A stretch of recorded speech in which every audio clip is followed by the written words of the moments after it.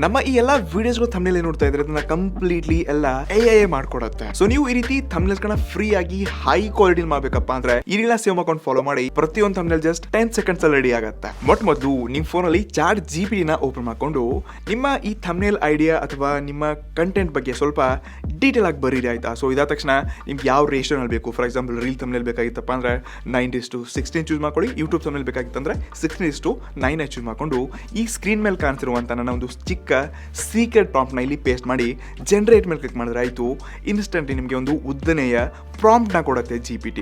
Next ಇದನ್ನ copy ಮಾಡ್ಕೊಂಡು simply ಮತ್ತೆ ಪುನಃ ನೀವು ಈ ಗೂಗಲ್ ಜೆಮಿನೈ ಓಪನ್ ಮಾಡ್ಕೊಳ್ಳಿ. ನೆಕ್ಸ್ಟ್ ಇಲ್ಲಿ ಬಂದ್ಬಿಟ್ಟು ನಿಮ್ಮ ಒಂದು ಬೆಸ್ಟ್ ಫೇಸ್ ಇರೋ ಒಂದು ಫೋಟೋನ ಆ್ಯಡ್ ಮಾಡ್ಕೊಳ್ಳಿ.